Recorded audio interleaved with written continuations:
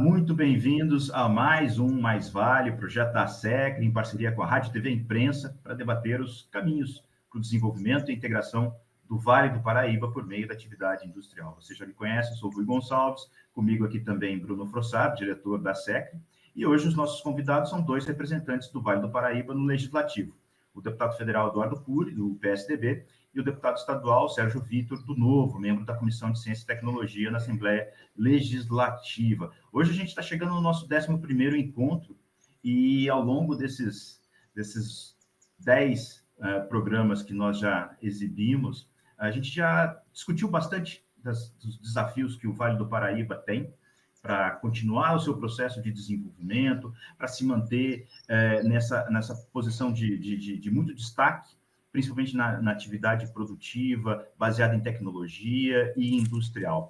E hoje a gente convidou dois dos nossos representantes para a gente continuar essa conversa agora sobre um aspecto mais prático, de poder pensar as formas como efetivamente essas demandas que a gente levantou até aqui possam ser atendidas no curto, no médio e no longo prazo, porque esse é um trabalho que tem que ser visto de longo prazo.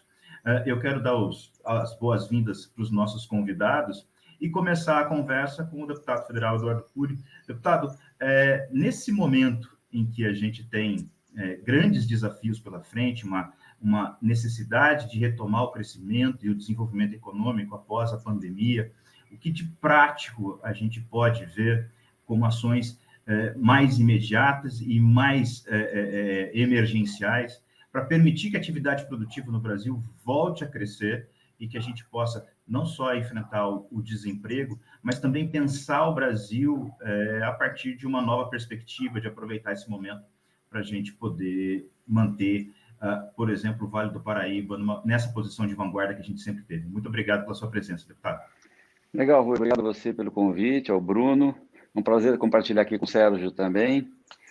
Olha, os desafios da nossa região diferem muito dos desafios que o Brasil enfrenta, ou seja, todos os setores produtivos enfrentam, né? Da pandemia, antes da pandemia, o Brasil já tinha uma série de desafios, tinha uma série de gargalos, e a pandemia serviu até para que não se enfrentasse esses gargalos, né? Porque o Brasil teve que mudar o foco, o governo é bastante confuso, o governo federal é bastante confuso, ele não consegue ter uma agenda, não conseguiu nem implantar um mínimo da agenda comum. Isso cria uma enorme dificuldade. Respondendo a tua pergunta de forma direta, tentar simplificar, em que pese seja bastante complexo, eu, por exemplo, acho que de todas as ações que o governo poderia adotar, e que precisariam adotar dessa agenda toda, né, não é uma única agenda, eu acho que a que seria com resposta mais rápida seria uma reforma tributária. Importante, reforma tributária sobre os impostos que incidem sobre o consumo. Não essa reforma tributária que o governo mandou sobre o imposto de renda. Ela não afeta nada, não melhora nada a vida das empresas e quem quer investir. De todas as reformas, é aquela que, se você fizer, nenhuma reforma é fácil de fazer, mas, na minha opinião, é menos difícil de fazer, se o governo quiser, se ele não quer fazer. Ela é aquela que daria uma resposta mais rápida, ou seja, no ano seguinte, as empresas já teriam todas remodeladas, teria muito investimento, é o que eu faria. Lógico que não é a única ação. Se o Brasil precisa melhorar a produtividade, por exemplo, melhorar a educação, reformatar as nossas escolas, como elas preparam as nossas crianças para o futuro. O Bruno já tinha feito um briefing sobre isso. O ambiente de negócio precisa ser muito melhorado. Temos que enfrentar esse problema da desindustrialização, que não é daqui, é do mundo, né? O setor de serviços cresce bastante. Então, você tem uma série de acontecimentos na economia do mundo que estão impactando, e o Brasil não só não resolve os problemas passados, como tem dificuldade, inclusive, de botar uma agenda para o futuro.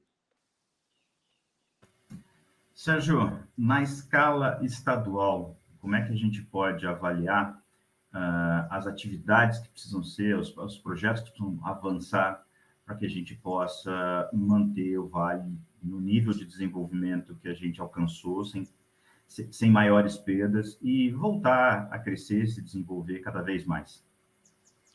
Legal, Rui. Obrigado de novo pelo convite. Você, Bruno, todo o pessoal da SECRE. Prazer estar novamente aqui com meu amigo Eduardo Cury falando sobre a nossa região. Bom, primeiro assino embaixo aí com o que o Eduardo falou e também concordo que a reforma tributária sobre o consumo seria a principal no ataque da nossa falta de produtividade ou no custo Brasil, né? Mas aqui na nossa esfera, aí, desde que eu entrei aqui no mandato, eu tento focar bastante no que está dentro do meu poder de atuação e fui mais adiante ainda e regionalizei grande parte das ações. Então, a principal ação, não tem bala de prata, né, mas de longo prazo, e que eu tenho trabalhado e dedicado muito do meu tempo, é a educação.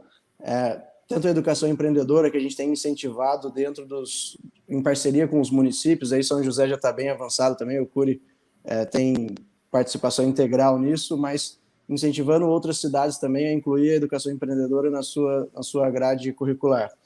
O capital humano vai ser, continua sendo e será sempre um dos grandes diferenciais de desenvolvimento e produtividade, né? Então, para mim, eu tenho apostado bastante também na qualificação para a área de tecnologia, que é uma área que já tem empregado bastante gente, vai continuar empregando, e uma área com ticket médio alto. O Bruno falou aqui nos bastidores, né, que a gente tem perdido um pouco no valor nominal dos salários, e a área de tecnologia tende a manter pelo menos um valor similar ao da indústria, ou em breve deve ter um ticket médio mais alto. No médio prazo, a gente tem que aproveitar melhor nossas oportunidades aqui com relação à infraestrutura e logística. E algumas têm saído do papel, né? O contorno da Tamoios lá do Litoral Norte foi retomado pelo governo de São Paulo, já está bastante atrasado, então a gente espera que dessa vez saia. A gente tem o Porto de São Sebastião, que está travado também, é uma novela eterna, esse sem muitas novidades por enquanto, mas com o contorno da Tamoios deve ganhar mais atratividade para a privatização. O aeroporto de São José e de Guará, ponto positivo, aí o de Guará já foi privatizado, mas aí todo mundo de São José sabe que da privatização até ter movimento é um longo caminho, né? Mas pelo menos já está na mão do privado, e o de São José a caminho de.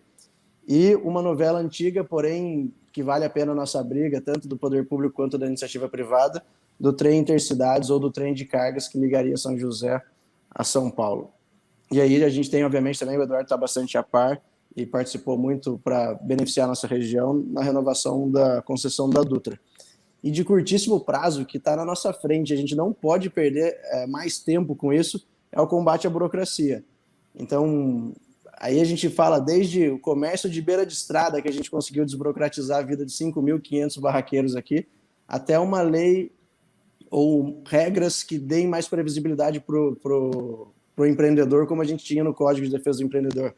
Conceito de licença provisória, para que a gente não fique dependendo de tanto prazos longos de entidades do Estado, né, para dar licença, análise de impacto regulatório, para que a gente não seja pego de surpresa com mudanças da lei, como está prestes a acontecer nas regras de transporte intermunicipal, que está tendo claramente aí um ataque às empresas de inovação nessa área, como o Uber dos ônibus. A gente está numa briga muito boa agora e que favorece também nossa região e deve ter uma vitória grande com o apoio do governo de São Paulo, que deve ter o mérito nisso também, que é a desburocratização dos produtos artesanais de alimentos de origem animal. Então, queijo artesanal, charcutaria, a gente está prestes e possivelmente até a lei mais moderna do Brasil, caso todas as emendas sejam acatadas que estão em discussão na Assembleia agora. Então, reforço, né? Curtíssimo prazo, combate à burocracia, médio prazo, aproveitar as nossas oportunidades de infraestrutura e logística que ajudam a reduzir o custo do Brasil também, e longuíssimo prazo, mas que é o melhor investimento que a gente pode fazer, na educação, especialmente na educação empreendedora. Tá certo. Bruno, quero te puxar para esse papo e acho que a gente poderia começar sobre o seguinte aspecto. A gente teve, ao longo das últimas décadas, uma perda bastante grande da atividade industrial no Brasil, porque ela foi buscar uma capacidade de produção mais barata em outros lugares.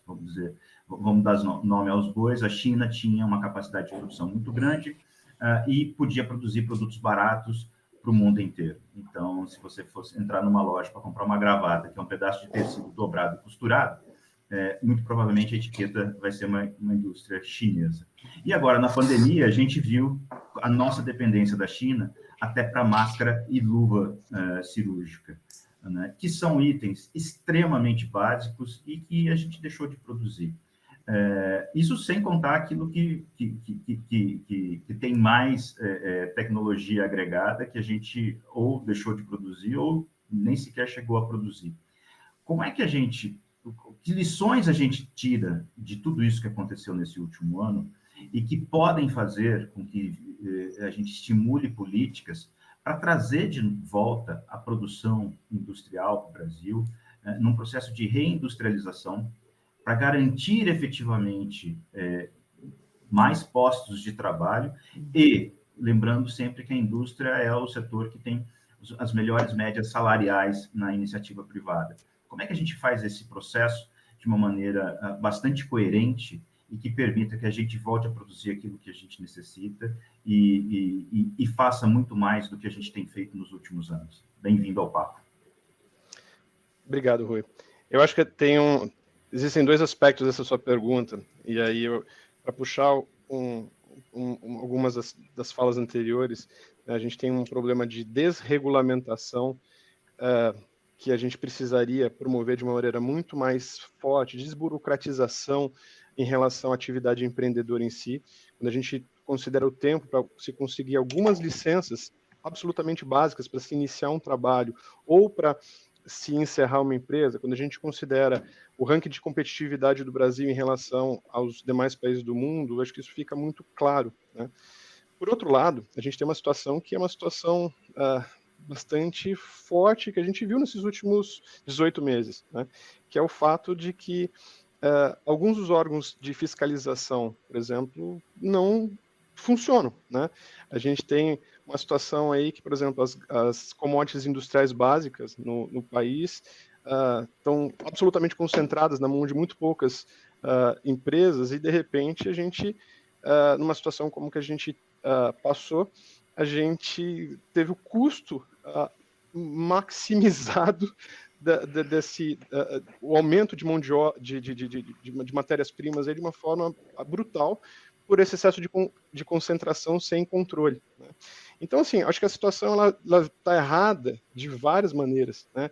Por um lado, a gente precisaria olhar segmento a segmento e entender um pouquinho desses gargalos, né, do que está acontecendo.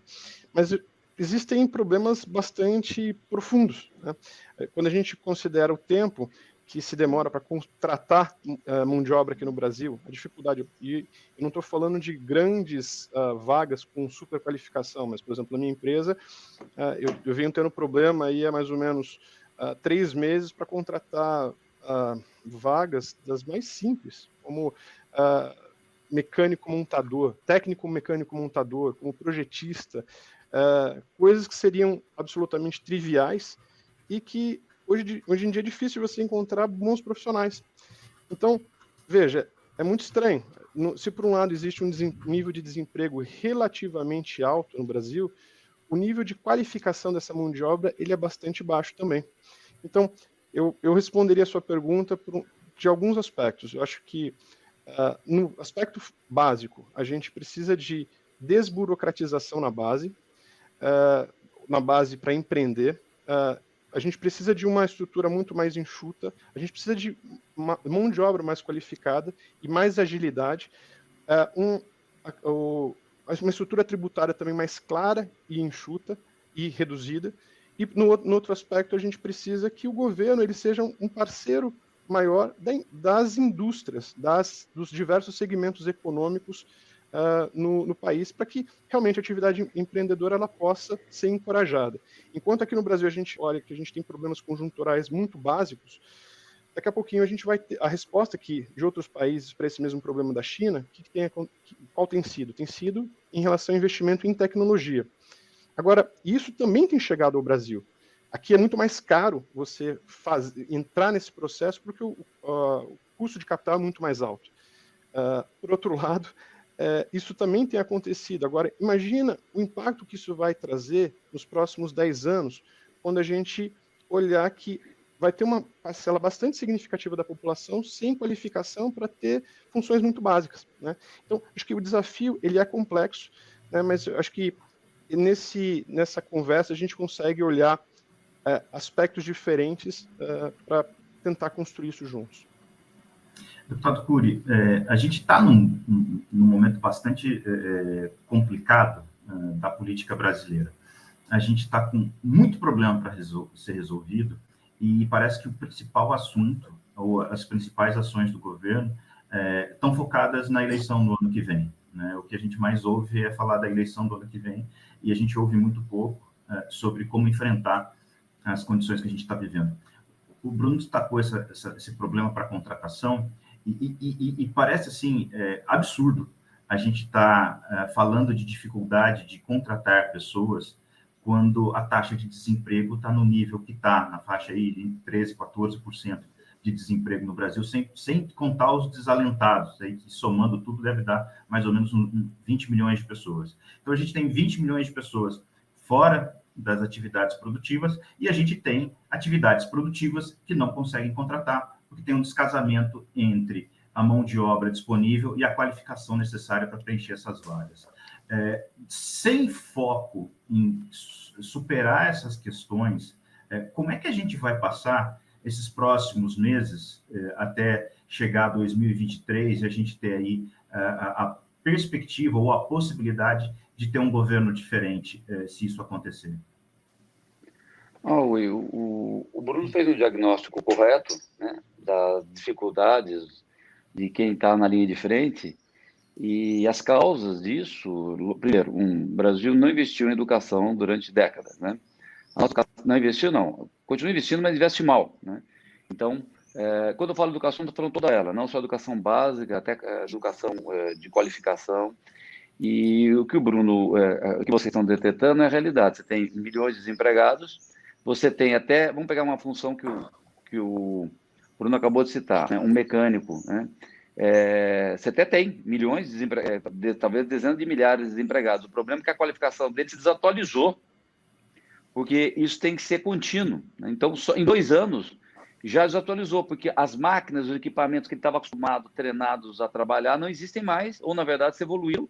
E durante a pandemia, a economia praticamente desacelerou, empresas morreram, novas empresas nasceram, e as pessoas não tinham nem emprego para se sustentar, quanto mais para se requalificar. Então, você tem uma total descasamento. Já tinha esse descasamento antes da pandemia, o Brasil estava absolutamente uma subvelocidade em adequar a capacitação e a produtividade da formação das pessoas para o mercado de trabalho, né, e para preparar o Brasil, e da pandemia acabou piorando.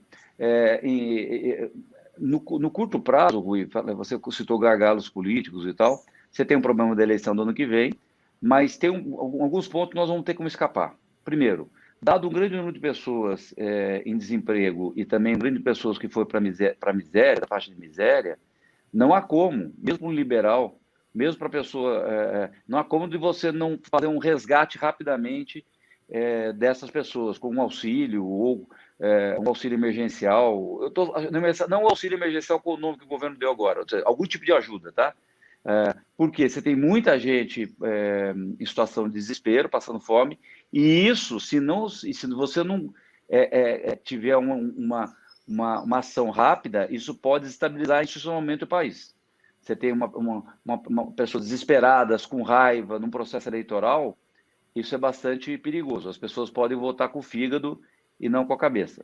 Mas, dada a incompetência, falta de planos, falta de consenso, politização e gente que só pensa na eleição, não pensa no Brasil, a gente está com essa agenda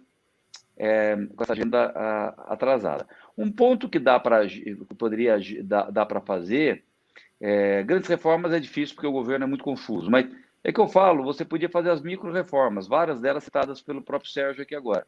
Você pode fazer, dado que o governo é muito confuso, não tem competência para fazer grandes reformas, nem quer fazer, você poderia, por exemplo, continuar fazendo as micro-reformas. O governo fez várias, as mais impactantes são do governo federal, lógico, tudo na lei federal, mas você também pode fazer na municipal e na estadual, como o Sérgio tem atuado. Então, isso acaba, na verdade, facilitando um pouco a vida das empresas, e é uma agenda que já tinha que ter acontecido há mais tempo também. Então, é uma agenda que está atrasada.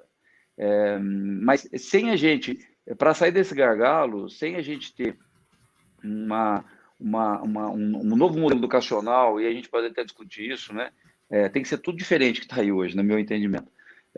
um novo sistema educacional, um novo sistema de formação dos nossos jovens, para preparar para esse mundo novo, nós vamos ficar correndo, correndo atrás do rabo, ou seja, a gente vai ficar dando giro e o Brasil vai ficar tendo uma agenda de país em subdesenvolvido ou em desenvolvimento. A gente tem mais cerca de um ano aí para os ocupantes das esferas estadual e federal, né, para o governador do estado de São Paulo e para o presidente da República. O que a gente ainda consegue fazer nesse período de tempo no que diz respeito a essa agenda de enfrentamento desses gargalos que a gente tem nessas duas esferas? É possível fazer alguma coisa nesse espaço de tempo? Como é que vocês enxergam nas duas esferas? Bruno, tenho, assim, com todas as restrições que eu tenho ao governo, tenho que ressaltar um grande acerto, que foi a ampliação bem grande mesmo do programa de ensino integral. Então, o governo do Estado de São Paulo quintuplicou o número de escolas em tempo integral. Para mim, essa é a melhor política pública na educação para a gente começar a investir na base, e aqui a nossa região, obviamente, também foi bastante contemplada. Em 2022, serão quase 2.000 escolas em tempo integral, das 5.500, mais ou menos, que a gente tem. Ainda estamos longe do mundo ideal, mas 5 vezes mais nesse mandato é um grande número. A gente tem... eu vou dar alguns exemplos aqui, o Cury reforçou, né, que eu tenho atuado mais regionalmente. Eu tenho mais um ano de mandato também aqui, a gente tem 20 cidades já que a gente conseguiu incentivar na nossa região, dos 40 municípios que eu atuo, que fizeram a parceria com o Sebrae e incluíram o programa Jovens Empreendedores Primeiros Passos na sua rede municipal, lá na base, né, ensino básico. A gente tem mais 20 para tentar conquistar, então eu adoraria ter o apoio de vocês para a gente incentivar os prefeitos para fechar esse convênio com o Sebrae. Essa é uma medida que começa hoje e a gente colhe os frutos daqui a bons anos, quando esses jovens começarem a sair para o mercado de trabalho. Uma medida bem prática que dá para a gente replicar por todo o Vale do Paraíba, que gera emprego na veia e melhor dos mundos. Ele é bom para essa transição de falta de mão de obra qualificada. Aqui em Taubaté, a gente começou a receber bastante pedido de ajuda de engenheiros e arquitetos, falando que os processos para aprovação para projetos e obras na prefeitura estava muito moroso. A gente fez um levantamento, a gente teve mais ou menos quase 90 respostas de engenheiros e arquitetos que mostravam que tem mais de 500 mil metros quadrados parados em burocracia para aprovação na prefeitura. Se você considerar aí R$2 mil para facilitar minha conta aqui, que está baixo, né? Ridículo com essa inflação e com o custo de insumo hoje e mão de obra. R$2 mil por metro quadrado, gastando com mão de obra, com material de construção, a gente está falando de mais de R$1 bilhão que poderia estar na rua. Isso porque a gente tem um processo de aprovação moroso na prefeitura. A gente juntou com a Secretaria de Planejamento, com o prefeito, e a gente disponibilizou recurso via emenda parlamentar para a gente revisar todo o processo, modernizar o Código de Obras, digitalizar todos os processos e integrar secretarias para acelerar o processo de aprovação. A gente está usando o PINDA como benchmark, que foi bem indicado pelos engenheiros e arquitetos, e a gente conversou também com a Prefeitura de Fortaleza. Se a gente conseguir destravar uma pauta simples, que hoje parece mais revisão de processo, a gente está falando de muito mais dinheiro na rua no curto prazo, né? Esse processo vai demorar mais um ano e meio, até a gente conseguir fazer toda a implantação. E aí, o Código de Defesa do Empreendedor, a gente retomou a conversa com o Estado. A licença provisória, que para a gente é um dos mais importantes, tem uma resistência grande do governo por abrir mão, né, da segurança ali, no caso, como muitas vezes eles falam. Isso não depende da gente, mas essa é uma briga que vale a pena, dá para fazer, é uma decisão do governo, o governo de Minas Gerais fez, alguns outros governos fizeram, o governo de São Paulo tem que fazer. A gente tem uma briga enorme com a Fazenda também, que a gente sabe que está numa operação tartaruga. Isso é algo que tem que sair de imediato. Eu estou cansado de ver amigos e empreendedores aqui da região que não estão conseguindo tirar certidões, que estão perdendo financiamento, perdendo editais, porque não conseguem tirar algumas certidões que exigem que seja presencial e a turma está demorando no limite para responder. Essas medidas dá para fazer de imediato, basta vontade política, e por isso eu sempre reforço e parabenizo vocês também, para a gente ter uma agenda conjunta, que a iniciativa privada lidere e cobre bastante dos políticos, porque não dá mais para a gente aceitar que de 2 em 2 anos a gente pare para discutir eleição. É a gente que está perdendo, né? É emprego, é renda, é desenvolvimento econômico, a gente empobrecendo e vendo isso na nossa frente acontecer. e às vezes se sente impotente também de conseguir agir no problema, né? Então tem essas medidas aí de curto prazo que eu acho que dá para fazer, para cobrar os governos, tanto municipais quanto estadual, no meu caso aqui, e a gente começar a plantar essa semente mais forte para que ela cresça mais rápido, né? A pior coisa que tem é governo fraco, governo mal avaliado. Não é falando desse, não, qualquer um. Porque ele se desespera no último ano e começa a fazer coisas, dobra a aposta em coisas erradas que estava fazendo antes, né? Então, a agenda do governo agora é criar um bolsa, né? Ele não tem interesse nenhum em fazer grandes reformas, as boas reformas, né? Não é só, viu, não é só falar reforma tributária, é fazer uma boa reforma tributária. Não é só falar que está fazendo uma reforma administrativa, é fazer uma boa reforma administrativa. Você pode fazer uma reforma ruim também, né? Então, eu, na verdade, eu focaria, na verdade, em fazer o que é possível. Se você não pode dar 10 passos na direção correta, dê 3, dê 2, mas não dê não dê 10 na direção errada, né? Então, eu tenho bastante medo nesse último ano que a gente cometa grandes erros em torno de uma agenda equivocada, em torno do desespero do processo eleitoral. E, viu, eu já estive no governo, no executivo, no legislativo. O sistema político é natural que vai se aproximando da eleição e ele tente a responder ao eleitor. Tá? Isso é natural, é legítimo, né? Ou seja, ou você dá satisfação do seu mandato, ou, na verdade, você tentar renovar o seu mandato. Então, isso é absolutamente normal. É absolutamente normal. Então, a agenda do último ano do sistema político diverge da agenda dos outros anos. Então, geralmente é uma agenda de colher frutos e não de plantar no longo prazo. Geralmente você planta no primeiro ano e colhe no último ano. O problema é que quem não planta no primeiro ano, ele fica desesperado querer colher o que não tem. E aí ele vai pegar uma fruta, por exemplo, que não está madura, né? Ele, na verdade, vai querer pegar como eu disse, uma fruta que, na verdade, ela não está pronta para ser consumida, ele vai tentar vender como se estivesse pronta para ser consumida, ou vai dizer que aquela fruta não é boa, que a outra fruta que é boa, porque, na verdade, a outra fruta estava pronta antes do tempo, e essa outra fruta não é a prioridade da população. Então,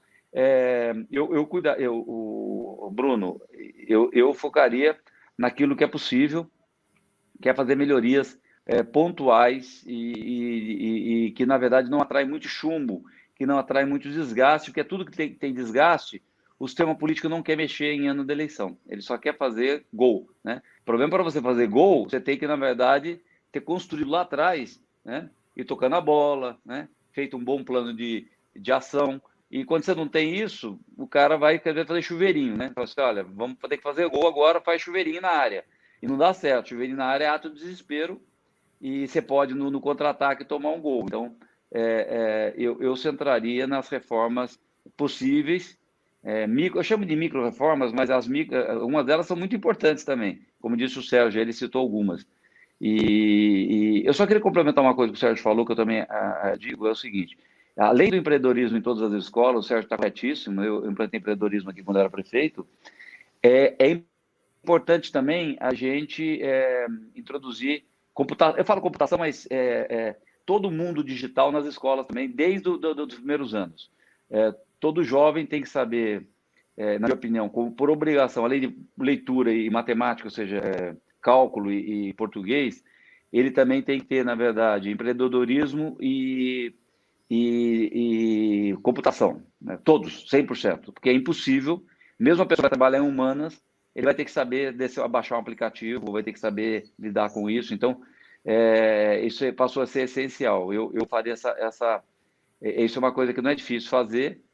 O difícil é você transformar a educação para leitura e matemática. Isso aí, na minha opinião, tem que reformatar todo o sistema, reformatar toda a formação dos nossos professores. Mas, dentro do possível, além de empreendedorismo, já colocar imediatamente todo mundo digital dentro das escolas. Antes de passar a bola para o Bruno novamente para fazer mais uma pergunta, eu queria fazer um comentário. Isso que a gente está discutindo aqui, para quem acompanha o meio político há algum tempo, passa governo e entra um e sai outro, e a gente sempre está falando das mesmas reformas, né?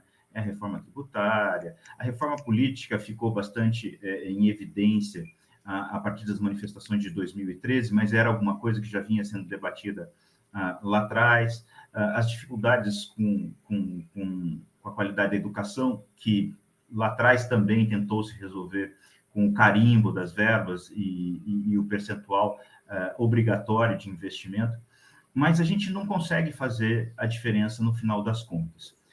De que forma a gente conseguiria pegar alguns bons exemplos dentro do Brasil, que eu acho que é o que a gente precisa ter em mente, e colocar em prática como política nacional?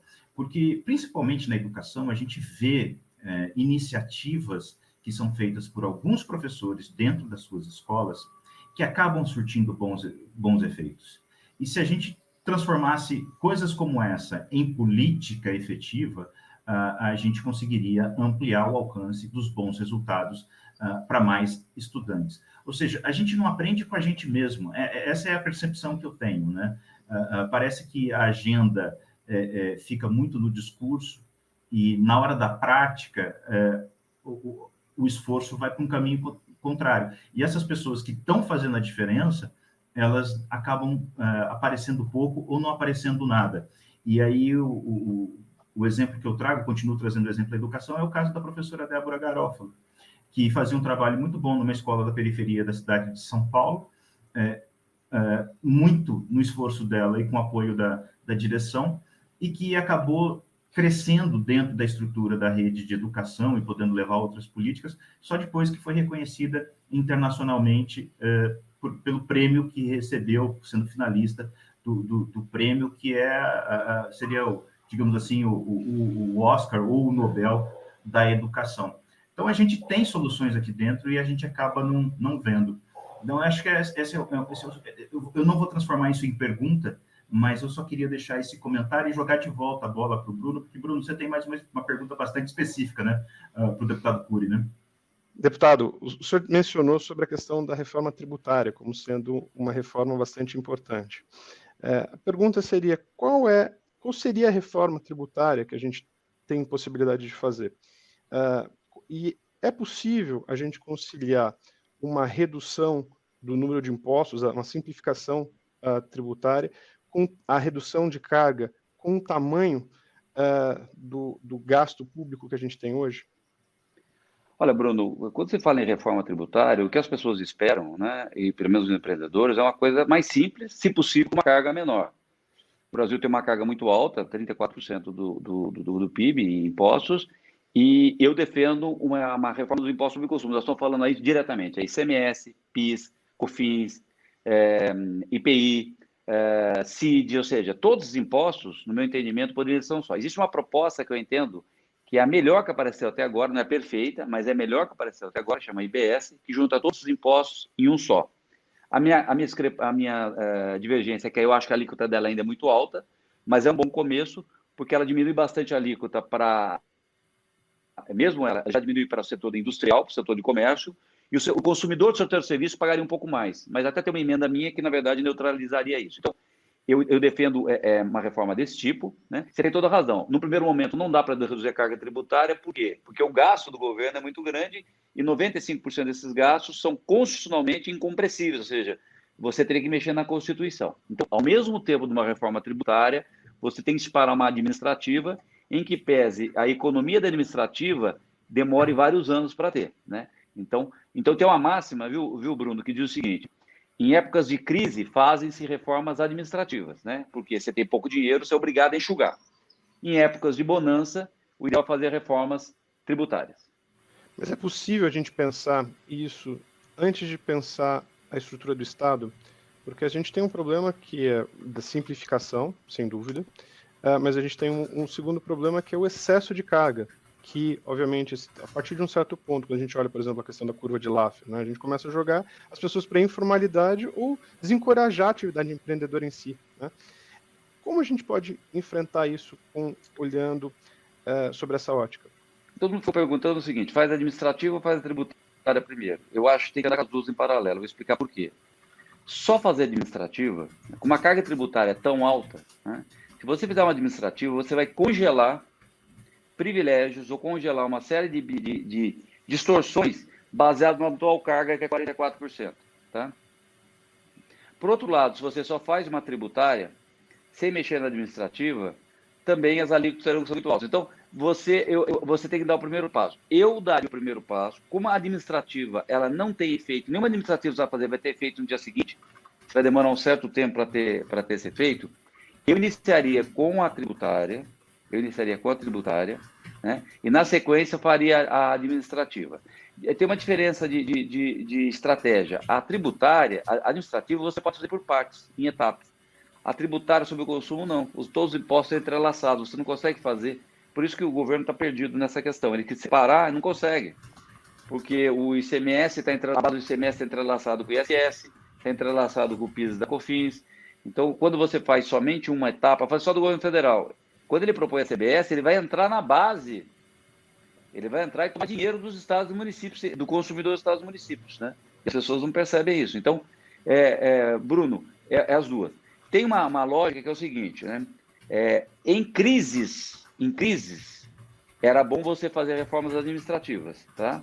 Em momentos de bonança, você fazer a tributária. Porque a tributária você tem perdas e ganhos. Quando você está em bonança, está subindo a arrecadação, o pessoal percebe menos isso e coloca menos resistência. E quando você tem crise, você tem que fazer administrativa. Então, o governo, por exemplo, dormiu no ponto, na pandemia, onde as pessoas foram para casa, necessitavam de menos renda, né? Todo mundo que ficou em casa necessitava de menos renda, né?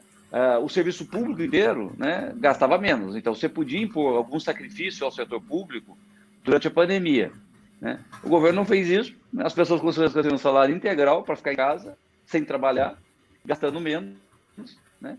E as pessoas que, na verdade, não dependiam do governo, pagaram um alto preço, quebrando seus negócios, ou, na verdade, nem tendo o que comer. Eu queria também, se você me permite, Rui, fazer uma pergunta para o Sérgio. Sérgio, vou fazer duas perguntas em uma, se você me permite também. O que a gente pode pensar em relação a reformas estruturais no que diz respeito à ótica do Estado, né? O que a gente pode pensar, esquecendo que o ano que vem é ano de eleição, é possível a gente pensar alguma coisa? E número 2, você foi um dos propositores do Código do Empreendedor, que foi uma construção, inclusive, que a SEC também teve parte e outras associações. Ainda existe a possibilidade de que isso avance? Você pode depois explicar um pouquinho para a gente sobre isso? Posso sim. Bruno, só reforçando a fala do Cury, né? Hoje, com o sistema tributário que a gente tem, os estados estão brigando por preço, né? Como se fosse aquele comerciante vizinho baixando o preço sempre para ganhar do vizinho. E se mudar, né, a forma de tributação de origem para o destino, a gente começa a brigar por valor. As empresas vão escolher o estado que tiver a melhor infraestrutura, que tiver melhor capital humano e tudo isso. Então, isso ao longo do tempo, olha quão danoso foi uma política errada lá atrás, né? E por isso também que eu reforço que essa eu acho que é a principal reforma de produtividade que o Brasil pode fazer. Bruno, no Estado, a gente tem... Se você considerar que o ICMS é a principal fonte de arrecadação e que esse imposto é sobre o consumo, que eu imagino que a melhor forma de mudá-lo, a estrutura, é com a reforma tributária feita em Brasília, porque se não adianta um Estado fazer uma reforma boa se o Estado vizinho continua com a alíquota mais baixa. Você continua tendo essas distorções, né? Então, eu acho que as principais reformas daqui não vêm de reforma tributária. A gente ainda tem algumas grandes possibilidades de privatizações, né? Recentemente, a gente viu o governador falar de privatização da Sabesp, com a vinda do Rodrigo Maia para o governo. Eu acredito que a gente ainda tem algumas possibilidades de redução da máquina e reforma administrativa. Tem uma reforma administrativa em votação agora na Assembleia, e reduz aí abono permanência, reduz licença-prêmio, tira algumas distorções ali do serviço público, e em breve vem uma proposta de melhoria do plano de carreira do professor, que aí ajuda a reforçar o que a gente está falando de investimento essencial. Então, eu acho que nesse ponto o governo tem acertado nas medidas. Reforço aí, né? Com verba, aumentar obrigatoriamente ainda o número de escolas de tempo integral, os PEIs, né? Programa de Ensino Integral. A gente está nem na metade do caminho, então esse deve ser uma prioridade de qualquer próximo governo. A gente vai chegar a 2.000, ainda tem 2.500 escolas para transformar de programa de ensino integral. Isso exige muito recurso. exige um gestor olhar e falar assim, eu vou alocar a maior parte do meu recurso para cá, porque o professor ganha mais, a escola exige um investimento grande de infraestrutura. Então, essa, para mim, é uma reforma estrutural na base. E você lembrou bem do Código de Defesa do Empreendedor, um projeto que foi construído com o apoio de vocês também. Ele basicamente falava os principais pontos, né? Análise de impacto regulatório. Qualquer mudança na lei precisa ter uma comprovação, ou norma, enfim, precisa ter uma comprovação do poder público de por que aquilo é bom para a sociedade e por que aquilo não favorece um setor em contrapartida do outro. Aí você prova que aquela lei é boa, né? A gente chama isso de uma barreira em novas burocracias. A gente tinha a implantação do conceito de licença provisória, que a gente já falou aqui, né? Então, CETESB, todos esses órgãos do Estado que emitem licença, eles teriam um prazo para responder, porque o que a gente viu é que a grande maioria dos empreendedores tem todos os documentos a serem entregues, mas eles demoram muito na análise. E aí você vai dar entrada, né? Vai montar sua indústria aqui, vai começar seu negócio, e você não tem previsibilidade nenhuma de quando você vai começar a operar com licença, com todos os documentos. Então, a gente criou o conceito de licença provisória para que o empreendedor soubesse, olha, médio risco, o Estado tem X dias para responder, alto risco tem X dias. Pelo menos você sabe quando é que você vai começar a operar com licença provisória. A grande maioria dos empreendedores tem toda a documentação ou está disposta e está seguindo todas as regras para começar o negócio corretamente. A gente tinha a cláusula da não surpresa, né? Especialmente no ICMS, a gente tem muita mudança de regra e de lei. Dentro dessa cláusula, a gente tinha uma defesa ali que não seria cobrado retroativo depois das mudanças.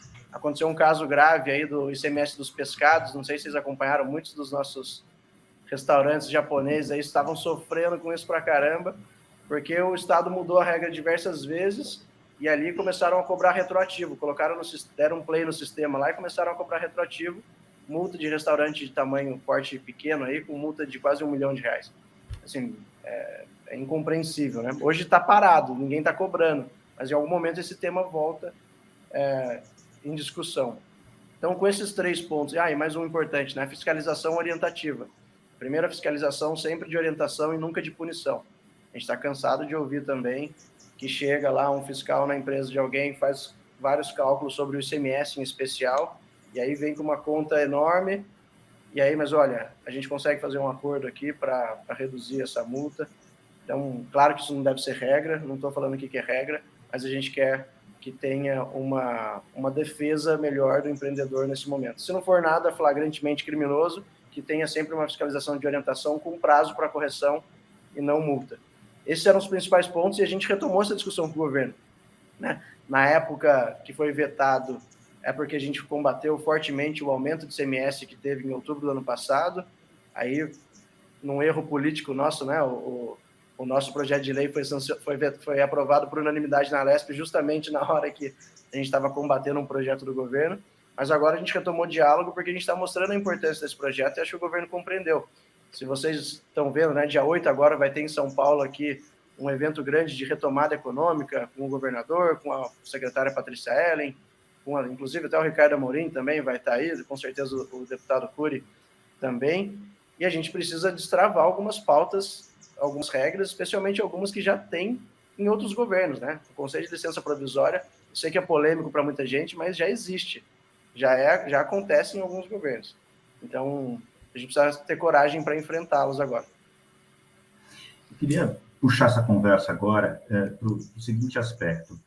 A gente tem a percepção de que o setor público não trabalha pelo público. Você acabou de trazer um destaque, Sérgio. Quer dizer, o fiscal vai lá para punir e faz uma conta em que é totalmente desproporcional ao tamanho do negócio daquele pequeno empreendedor. A gente percebe que tem uma ineficiência e, às vezes, dá para dizer até um descasamento com a realidade. Eu acho que isso é um descasamento com a realidade quando você faz uma coisa como essa. Às vezes, a multa para o pequeno empreendedor é maior do que o negócio dele, enquanto multas que precisam ser milionárias ou bilionárias, porque o dano à sociedade foi gigantesco, e eu vou trazer um exemplo aqui, o rompimento da barragem de Brumadinho e a história de Mariana, em que a gente não vê efetivamente nem a punição, nem o pagamento da multa, porque esse é um fato no caso de Brumadinho, isso está acontecendo. Então, portanto, a gente está dizendo que o Estado ele não é eficiente na sua condução, e quando ele atua movido por alguns outros elementos que não são necessariamente o desenvolvimento e a reparação quando necessário. E eu acho que isso vem muito da nossa cultura, porque isso não é à toa, e eu acho que é um pouco também do descolamento da sociedade em tornar isso efetivamente uma pauta. Sim, olha só o que aconteceu nessa cidade, precisamos punir. Não é assim que você pune um pequeno empreendedor, dando uma multa pesadíssima, que pode, inclusive, fechar a empresa dele. Como é que a gente conserta isso? E eu acho que eu vou jogar essa pergunta complicada para o Cury, mas eu acho que a gente precisa rever a forma como o Estado mantém a sua relação com a sociedade. Cury, o que dá para a gente fazer para consertar essas coisas que estão tortas? Rui, posso cometer uma indelicadeza rapidinho? Diga. Só porque estou com um exemplo tão claro, Cury, me desculpa. Pode. Às vezes o poder público ele gasta muito tempo com atividade de meio, né? Vou dar um exemplo. Olha, a gente conseguiu desburocratizar a vida do comerciante de beira de estrada. Tinha aquelas barraquinhas que todo mundo para comer, pamonha, tomar um suco de milho indo para Campos ou para Ubatuba. Eles estavam sofrendo denúncias do Ministério Público de que eles estavam irregulares, porque a lei dizia que eles só podiam vender produtos hortifruti granjeiros, uma lei dos anos 70, que é basicamente fruta e verdura. Aí o fiscal do DR recebia a denúncia e tinha que ir lá fiscalizar e tacava a multa na turma porque estava contra a lei de fato. Olha o quanto que você move a máquina, e daí a gente foi ver, né, eles acionaram a gente via nossa plataforma no Revoga Já, a gente conseguiu revisar a lei e desburocratizou. Agora eles podem vender qualquer tipo de produto, desde que seja legal, obviamente, e agora está funcionando. Então eles não podem mais receber a denúncia, não tem todo esse trabalho no meio que custa dinheiro, né? Você tem vários profissionais do serviço público olhando, atuando em cima de alguma coisa que a lei era ruim.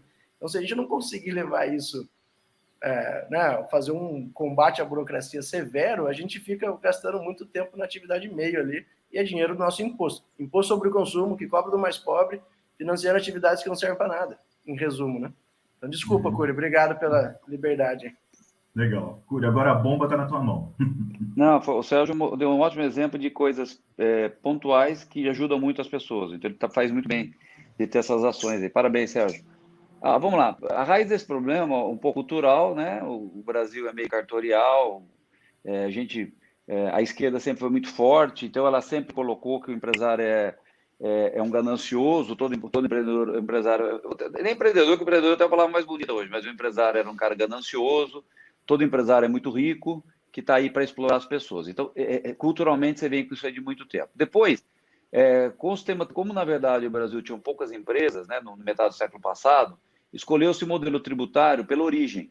Por quê? Olha, vamos fazer o seguinte, a gente fiscaliza poucos aqui, né? A gente pega aqui, é mais fácil pegar uma grande indústria, vamos lá, os maiores industriais brasileiros, a indústria reunidas no Matarazzo, no início do século passado. Ora, era o maior conglomerado, se você tributa ela, na verdade quem está pagando é todo o consumidor, mas você fiscaliza só ela. E esse modelo permaneceu, mesmo depois que o mundo, que as indústrias se pulverizaram, o setor de serviços cresceu, e aí ficou uma carga tributária muito grande em cima da atividade produtiva, né? Então, isso foi deseducativo, porque fica passando para as pessoas, quem paga o imposto é o empresário. Então, se não tem imposto, o empresário é maldoso. Não, na verdade, o Estado terceirizou o recolhimento de imposto para as empresas, né? Porque, no fundo, vou falar a verdade, é a tese que eu defendo, eu sou meio maluco nisso, não há sentido no mundo de você cobrar imposto de empresa. A empresa não consome serviço. Quem consome serviço do Estado é o cidadão. Você dá segurança para o cidadão, né? Ou seja, para o cidadão que está dentro da empresa, trabalhando, mas é para o cidadão. Então, você cobrar imposto da atividade produtiva é uma burrice.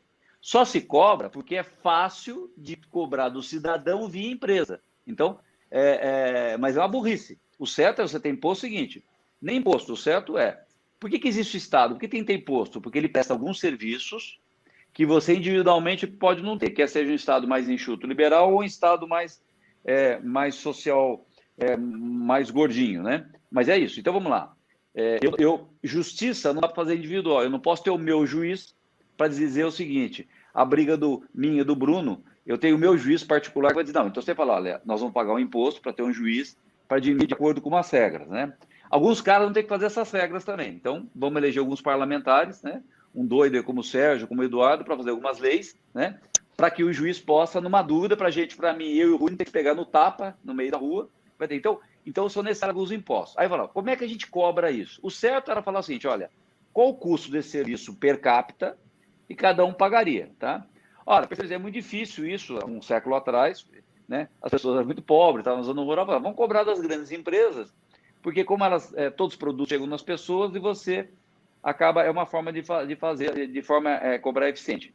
Hoje ela se tornou absolutamente ineficiente, porque você distorce todo o sistema e faz com que as pessoas não saibam exatamente quanto estão pagando, quanto o sistema político, o sistema do Estado está custando, e ela, na verdade, não tem a situação. Se você tivesse o imposto sobre consumo lá, olha, o produto, um quilo de... um saco de arroz, R$10, por exemplo, tá certo? Tá mais que isso agora, eu pagava, não tem para trás, o arroz subiu bastante, né? Mas vamos lá, R$18, um saco de arroz, tá certo? E ela falasse, olha, e depois no final, olha, aqui ó, tem mais 20% de impostos. O cidadão ia saber assim, puxa vida, como custa caro manter o Sérgio, o Eduardo, né? E todo o sistema. Não é assim, porque as pessoas não percebem. Então, um dos motivos de eu defender um imposto sobre o destino também é por ser educativo, porque vai ficar claro quanto é a mais naquele produto que você está pagando para puxar o Estado, né? E hoje as pessoas não pensam, é muito cômodo para o Estado fazer isso. E aí você fala, por que um fiscal vai na empresa e atormenta a vida dela? 2 motivos. Primeiro, por causa desse desenho, né? É de lá que sai o dinheiro, para manter o Estado, né? Se não para a educação, então, desesperadamente tem que ir lá. E segundo, por falhas de gente que trabalha comigo, o Sérgio, de fazer leis dúbias, leis mal feitas, que em vez de fazer lei simples, que dá dupla, tripla interpretação. Aí o fiscal vai lá e fala o seguinte, olha, na minha interpretação, vamos dizer o seguinte, ó, tem que pagar 10, só que você tem interpretação para 10 a 12, tá certo? O teu contador fala o seguinte, olha, a lei me permite interpretar 10, você vai pagar 10. O fiscal vai lá e fala, não, eu acho que é 12, e mete a multa no cara. E aí o cara vai ter que recorrer, vai ter que entrar na justiça, tá certo? E vai ter que torcer para pegar um juiz honesto ou um juiz sensato, tá certo? Isso tudo é um custo a mais do que os próprios R$2 da diferença do imposto. Então, leis mal feitas, né? Leis também que dão excessiva liberdade de interpretação para quem fiscaliza, não só o fiscal, o Estado, né? Então, a lei tem que ser clara, né? E só para finalizar, é o seguinte, eu cito sempre o exemplo de uma licença ambiental. As pessoas confundem, principalmente a esquerda, ou quem, na verdade, defende um setor, por exemplo, um ambientalista, por exemplo, ele não é um mal, mas é o seguinte, ele fala assim, ele confunde simplificação com grandes contrapartidas. Não tem nada a ver uma coisa com a outra. Você pode exigir uma grande contrapartida com uma lei simples. Por exemplo, fazer uma hidrelétrica, por exemplo. Coloca lá, olha, vai fazer hidrelétrica de 10 bi, você vai dar 2 bi de contrapartida. Ponto. Tá certo? Ponto. Não, o que eles falam? Não, você faz o licenciamento aí e depois eu vou ver. Aí o cara faz o licenciamento. Aí dá entrada, o fiscal, depois de 3 anos, o fiscal tem coragem e autoriza o licenciamento. Aí um promotor fala, não, você esqueceu dos ratinhos, dos chinchilas que circulavam por aqui e, na verdade, eu não gostei desse estudo. Ou seja, uma insegurança jurídica enorme. Então, quando a gente defende a simplificação das licenças, a simplificação dos processos, o pessoal vem e fala assim, não, vocês querem tirar a exigência do empreendedor, vocês querem, na verdade, prejudicar. Não, coloca a exigência se você quiser, mas escreve claro e transparente. Porque o empreendedor vai olhar o seguinte, vai chegar no Brasil e falar assim, qual o custo que eu tenho para implantar isso? Ele olha e fala, olha, eu tenho que pagar, além de 10 bi do investimento, eu tenho que pagar mais 5 de contrapartida, não vira, ou seja, o produto vai ficar mais caro, o da China vai ficar mais barato, eu não vou investir. É simples, ele não perde tempo. Não é hoje que acontece. Ele olha e fala o seguinte, 10 bi, e ele fala, 10 bi, ele faz a conta, a lei permite que seja 10 bi. Aí ele começa a operar. Aí no dia que ele começa a operar, é ação na justiça, é o fiscal na porta dele. E aí, em vez de 10 bi, ele tem que gastar 15. Aí ele fala o seguinte, olha, não dá para voltar atrás, porque ele já investiu. E aí ele fala o seguinte, eu estou no prejuízo, mas deixar de trabalhar, o prejuízo é maior ainda. E ele vai rolando essa bola de neve. Só um exemplo também do que você falou, de Mariana. O que acontece com Mariana, por exemplo? Foi uma grande catástrofe, com culpa, obviamente, ninguém precisa entrar no debate por causa disso, da empresa. Como é que você quantifica isso? Não tem lei para isso. E é o seguinte, você tem 500 mil caras entrando com a ação, além dos as próprias pessoas prejudicadas. Então, você tem Defensoria Pública, Ministério Público Estadual, Federal, cada um entra com uma ação. A empresa, é óbvio que ela sabe que tem que pagar, não é burra, tá certo?